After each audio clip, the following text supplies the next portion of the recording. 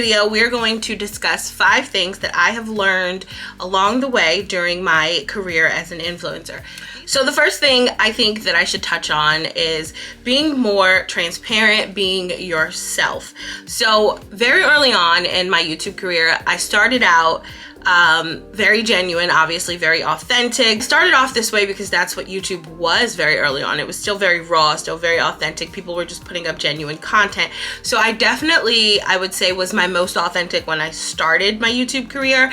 And then I would say along the way, I got lost in this world of influencing when it became a thing and became popular and everybody was doing it, you know? So I think I did get kind of lost in just kind of seeing like how everyone else was becoming so successful, and I felt like I'm still sort of stuck in the influencer world. I was doing well in my television career, but not so much on YouTube, and I had felt like I had put so much time and effort into filming YouTube videos in the early years, and I was just like, why isn't my channel growing? Why isn't my channel doing what everyone else's channel is doing? So I did kind of get caught up in numbers and videos and trends, and I started to lose myself in this whole YouTube world. And I think that's one of the things a lot of people don't really talk about.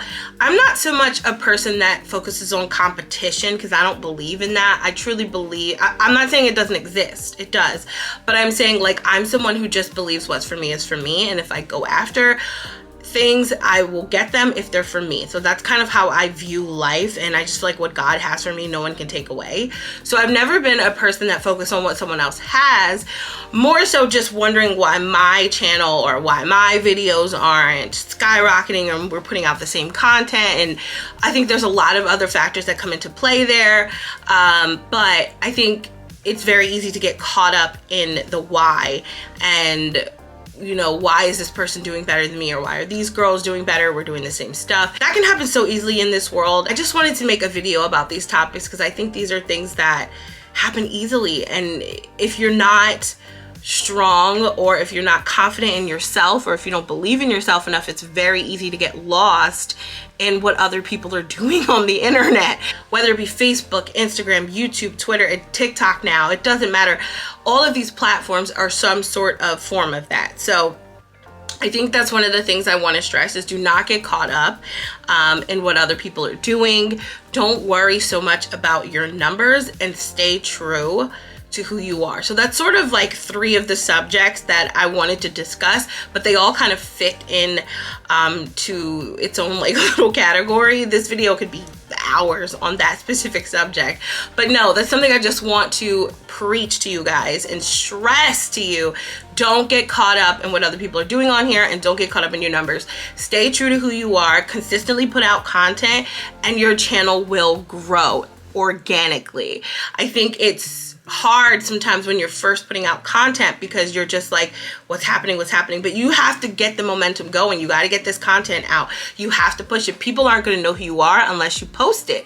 So if you're not consistently posting, if you're not consistently letting people know that you upload it on other platforms as well as YouTube, you can't leave it to YouTube to do all the work. You have to do the work as well. You have to push your content. You have to let people know who you are. So that is basically brand awareness. Let people know about your content. If you need to make ads, Facebook ads, Instagram, even YouTube, I believe, does ads now. You can create ads about your channel, whatever you need to do to get your channel out there and create some sort of awareness. Definitely do that. Just stay consistent on here. Do not give up, and don't get caught up on the numbers. You should put out at least 30 to 35 videos if you're new to YouTube, just to get the algorithm going and get your channel moving. I would say stay consistent, consistently put out content, post your links in other platforms, let people know that your videos are up, even do little promos for your videos, maybe post them on other platforms. Whatever you need to do to direct people to your YouTube channel is what you should be doing. So create some sort of call to action and let others know that your channel exists. Do swipe ups on Instagram if you have enough followers.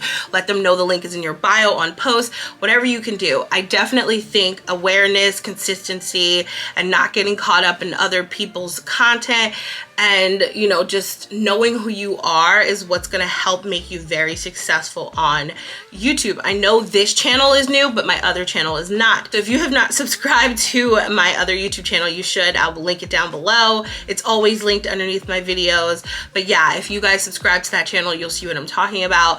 I definitely got lost a little bit and stopped putting out content the way that I used to, so my channel definitely suffered from that, and we're being very transparent here. But I know how to get my channel up and running and back and doing what it should be doing. So I just want to let you guys know that it's normal to sometimes just see other people growing and see that you're not, and you're just kind of like, what is happening here? So you might want to just take a look at your channel, reevaluate, talk to your followers, and just stay true to who you are. Definitely keep that connection going with your subscribers, and, you know, just be authentic. I really believe that that truly works. When I started to become grounded again and realizing who I am and what my content should be about and just staying true to myself, I noticed my audience was starting to come back. I was having more of a reliable audience, a returning audience, not just people who are just finding my channel, but people who had been subscribed. One girl DM'd me and was like, I haven't seen your channel in years. Oh my gosh, what happened to it? And a lot of that was just because I wasn't really pushing my content. And if YouTube doesn't see any activity, they're not gonna promote your stuff. So you definitely have to stay consistent. That is so important. So another topic I wanna touch on very quickly is just knowing your worth as a YouTube influencer, or as an influencer in general. Like I said before on this channel, we don't only cover YouTube, we cover all platforms, which I will get to eventually. So yeah, knowing your worth is so important when you are negotiating with brands.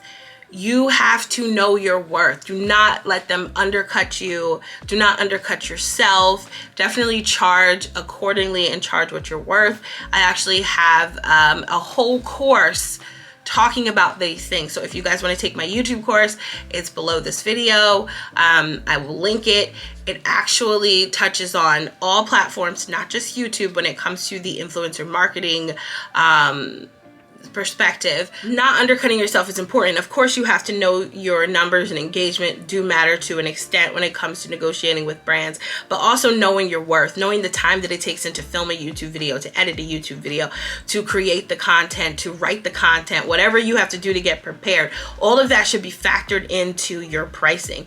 Do not charge for that. Okay, because this is literally a job just like everything else, okay? Don't let people make you feel like it's not a job because they don't understand what you're doing.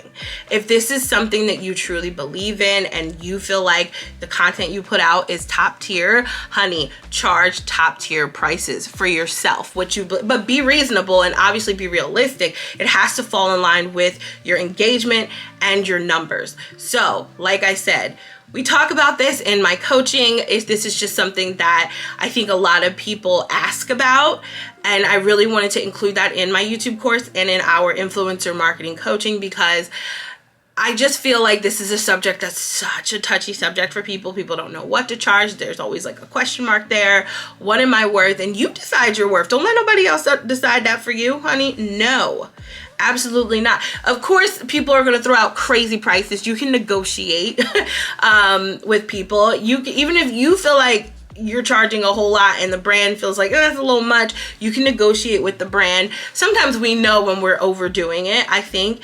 But if you truly feel like you're worth what you are charging and you're getting it, you have to be getting it, then keep on doing it. Yeah, so that's just one of the things I wanted to briefly touch on. So the last but not least, I think this is something that I don't think very many people talk about, but it's very important. It has really been crucial for my career, I would say, is networking. Networking is so important in this business, whether it's television, whether it's the influence world. I think just in general in life, networking is important. Who you know is essentially how you're going to move forward in a lot of cases. So it's so important. Honestly, it's one of the biggest things that helped me in my television career, and that's helped me with being an influencer, is showing up. When people invite you to things and you can show up, show up. I'm going to be very honest and transparent here. I did not do that in the beginning. it's something that I regret a little. I was just always very like, I don't feel like going all the way to New York. And I don't even live that far. I'm like an hour and 20 out from New York. But I just felt like sometimes I just didn't want to take that extra step very early on. I was just like, I don't want to go to New York. I'm not a very social person. Everyone knows, if you know me personally, you know I'm not someone who's out in the streets a lot. I'm at home. I'm working on content. I'm doing my own thing. I don't really like to go out and socialize. So sometimes going to events would be draining for me, and then that drive there, the drive back, or public transportation, however I would get there, would just be a lot to me mentally. So I just didn't want to even do it. So I talked myself out of a lot of events very early on, and it really did hinder my career in the sense where people didn't know who I was. You know, I wasn't showing up at things. I may have been doing little things here and there on TV, but in this world, in the influencer world, influencer marketing, branding, things like this, you need to show up at these beauty events that you get invited to. Whether it's beauty, a fashion event, a fashion show, whatever the event is, show up. Even if you only stay for 20 or 30 minutes, just show your face. Meet these PR reps, meet these brand owners. That is so, so important. Talk to these people, get to know them, because they are essentially people you want to get to know. A lot of PR reps will leave one company and go to another, or become in-house PR for another brand, or start their own PR firms, and they'll remember you. They'll keep you on their contact list. They'll keep you on their PR list. They will essentially remember, like, oh, I met so-and-so. Let's send her packages. If you want these PR kits and stuff that comes in the mail that everyone else is opening and unboxing and stuff like that, you definitely need to go to these PR events. These people will know who you are when they see your face, not just follow you on Instagram. You still should show up. You know, if they extended the invite, I would definitely go. I'm telling you guys, it matters. I've met a lot of really great people this way. I've met a lot of other great influencers this way. I've become friends with others just showing up to events. And then, you know, like, being friends with other influencers helps as well. They'll invite you to events. They'll invite you to parties. You may even really become friends with some of these people. Not saying that you shouldn't, but I'm just saying that knowing people can really help you get your foot in the door, regardless of your followings or your follower status. Okay, like I said before, what's for you is for you, and what God gives you, no one can take away.